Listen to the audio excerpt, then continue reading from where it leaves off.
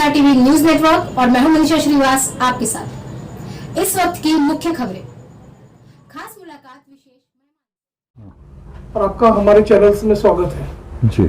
Sir, हम आपसे ये जानना चाहेंगे कि अनकंट्रोल्ड डायबिटीज और लो इम्यूनिटी वाले जो पेशेंट हैं जी। वो काफी बढ़ रहे हैं और अभी देखा गया है कि एक तरह से वायरल फीवर का संक्रमण काफी बढ़ गया है। तो बिल्कुल। इस संदर्भ में आपका क्या एनालिसिस है, किस तरह के आपके पास पेशेंट आ रहे हैं, उस बारे में बताइए।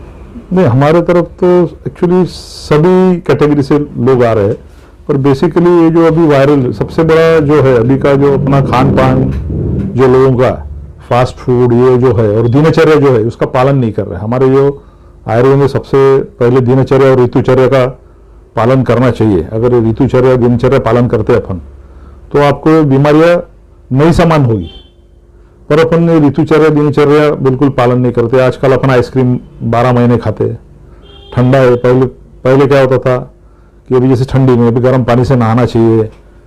एक जो शीत जो है अभी जैसे अपने संक्रांत हुई तो ये जो अपन देते तो ये क्या ऋतु के हिसाब से इस टाइप का जो ये है आहार, उष्ण आहार इसमें, और ग्रीष्म ऋतु में थोड़ा शीत आहार, इस टाइप का आहार विहार होना चाहिए। पर अभी कैसा हो कि लोगों का पूरी लाइफस्टाइल चेंज हो गई, सब फास्ट फूड के तरफ। सोरियासिस के प्रॉब्लम बढ़ रहे हैं, बिल्कुल, और स्पॉन्डिलिसिस की भी प्रॉब्लम काफी बढ़ रहे हैं, कमर दुखी, टाच दुखी, ये काफी पेशेंट आ रहे हैं। तो ऐसे आर्थो रिलेटेड डिजीज लेके जब आपके पास आते हैं लोग, जी। तो आप आयुर्वेद में किस प्रकार से आप उनका उपचार करते हैं, उस बारे में बताइए। हम उनमें एक तो दो तरीके से करते, एक तो औषधि से करते, दूसरा पंचकर्म से करते हैं। तो पंचकर्म में जो ज़्यादा क्रॉनिक है चलने तो उनको हम स्नेहन स्वेदन बस्ती चिकित्सा देके उनको आराम दिलाते हैं और साथ में मेडिसिन भी देते हैं। तो अभी इसमें जो है बहुत सारा तो जो है हेरिडिटरी भी काफ़ी लोगों को है, जिनके माता पिता को रहता फिर उनके बच्चों को भी आता। तो हम उनको ये बताते कि जिनके माँ पिता को है उन लोगों ने फिर ये ठंडी में गर्म कपड़े ये सब पहले से केयर लेना चाहिए, क्योंकि अभी ये सीज़न में अस्थमा वालों को, आर्थराइटिस वालों को और सोरियासिस वालों को ये ज़्यादा तकलीफ होती है। तो इससे बचने के लिए आपको prevention is better than cure जो हमारे इसमें बोलते हैं। तो हमारे पास जो पंचकर्म चिकित्सा है ये एक टाइप की ओवरऑलिंग समान है। हमें आपकी बॉडी का शुद्धिकरण होता है उसमें।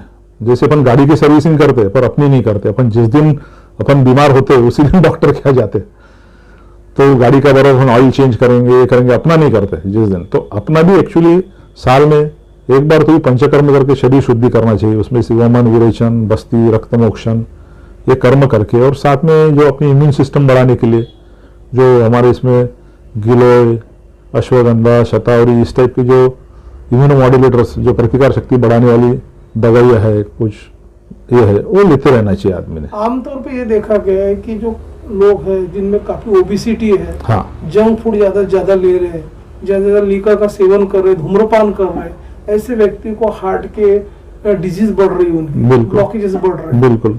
तो उनको कई बार ECG भी कराना पड़ता। तो इसकी नौबत ना आए जब आपके पास पेशेंट आते हैं, तो आपके आयुर्वेदिक पैथी में वो आप किस तरह से उनका उपचार करते हो?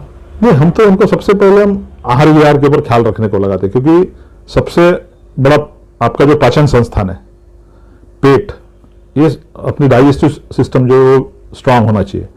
सब बीमारियां अपने पेट से ही तैयार होती है। जिसको कॉन्स्टिपेशन गैसेस ये तकलीफ रही तो इनको वात की शिकायत अक्सर होती है। वात है, पाइल्स है, या फिर एसिडिटी है, ये बिल्कुल। तो सबसे पहले एक तो रेगुलर व्यायाम, योगा, प्राणायाम ये करते रहिए, जिससे आप अपनी प्रतिकार शक्ति बढ़ा सकते हैं।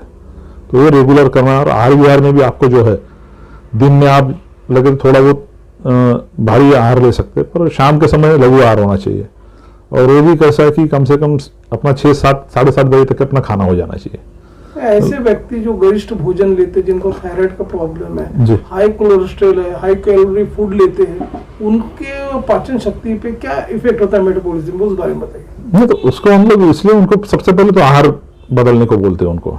जितना भी आप तेल का तुक्कर जो ऑयली ये रहता, नॉन वेज सब ड्रिंक्स से रहते, तो इसमें क्या होता है जनरली कोलेस्ट्रॉल बढ़ता है, और सब आपके जो धमनियों में तो ये अपना मेद हमारे इसमें जैसे बोलते, अगर तुम्हारा पाचन संस्थान बराबर नहीं रहा तो सप्त धातु होती है हमारे इसमें, रस रक्त मांस मेद अस्थि मज्जा शुक्र ऐसी।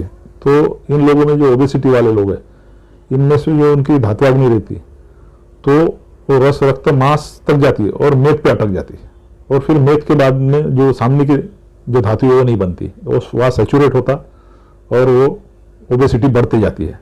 तो हमको फिर उनको रक्तपाचक, मेदोपाचक इस टाइप की इनको दवाएं देना पड़ता, और उनको अपने आहार विहार में रोज का रूटीन, उसमें आपको कैसा रहना है, कैसा आहार लेना है, ये उनको हमको समझाना पड़ता है कि आपका डाइट किस टाइप का होना, आपकी नींद इतने घंटे होनी चाहिए, ये सब हमको उनको हर एक। और दूसरा कैसा रहता है हमारे इसमें प्रकृति, वात पित्त कफ, तो सबकी अलग अलग प्रकृति, उस हिसाब से फिर दवाइयाँ, एक ही दवा सबको नहीं लगती, वात वाले को अलग लगती, पित्त वाले को अलग, तो उनकी प्रकृति देख के हमको चिकित्सा करनी पड़ती है। उनके धमनियां ब्लॉक होने की वजह से पैर में अक्सर गैंग्रीन हो जाता है। गैंग्रीन, दूसरी बात क्या है, मिर्च मसाले के ज्यादा भोजन करने से भी पाइल्स कॉन्स्टिपेशन के प्रॉब्लम बढ़ते हैं, फिस्टुला के भी बढ़ते हैं। बिल्कुल। तो ऐसे जब पेशेंट आते हैं तो आप उनको किस तरह का परामर्श देते हो? तो उनको हम सबसे पहले जो बताया ना, आहार जो तीक्ष्ण उष्ण आहार, तंबाकू सेवन, लीकर, ये जो है सबसे पाइल्स का मेन कारण है, जो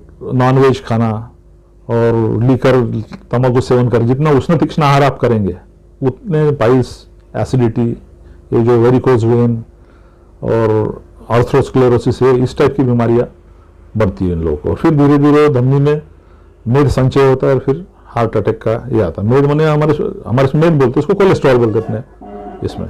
तो कोलेस्ट्रॉल संचय नहीं होना चाहिए, इसलिए आपको कम से कम तेल युक्त, ये युक्त आहार लेना चाहिए और रेगुलर व्यायाम करना चाहिए, रेगुलर प्राणायाम करना चाहिए। ये भी देखा गया कि कोरोना के बाद जिन्होंने स्टेरॉइड ज्यादा इंटेक किया था, हाँ। उनको अपना जॉइंट्स की पेन काफी बढ़ गए, नेक्रोसिस के प्रॉब्लम काफी बढ़ गए, वेरिकेंसेंस के बढ़ गए।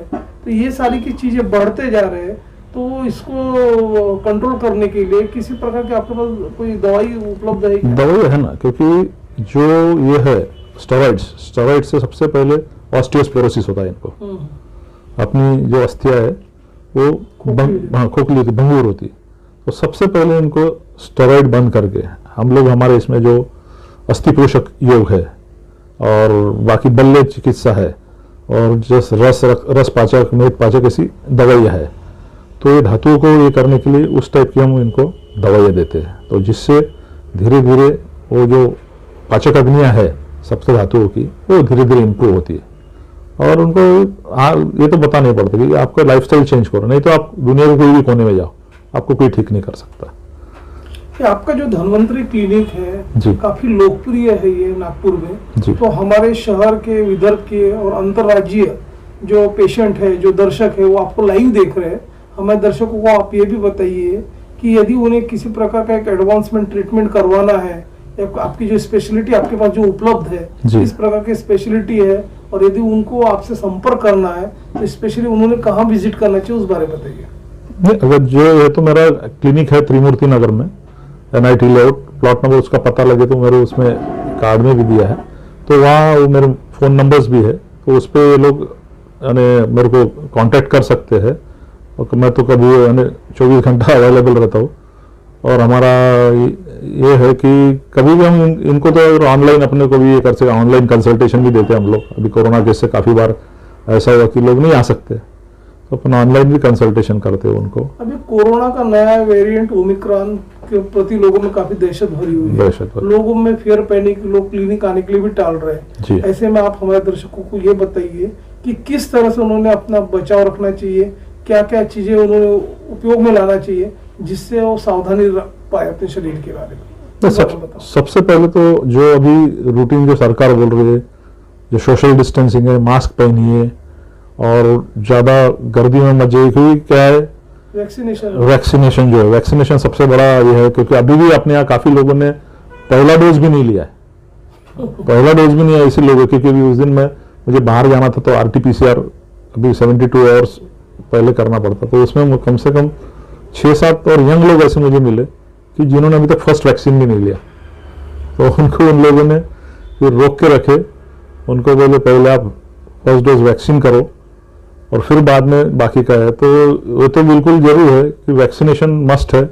उसके बाद में आपका जो ये है, जितनी भी गाइडलाइंस आ रही गवर्नमेंट की तरफ से, उसको फॉलो करके अपनी प्रतिकार शक्ति बढ़ाने के लिए रेगुलर प्राणायाम, योगा, आहार में भी हमारे इसमें कुछ काढ़े है, फिर वो हम लोग देते हैं। और ये बनाने के लिए अन्य बलवर्धक मेडिसिन भी है, वो भी हम लोग देते हैं।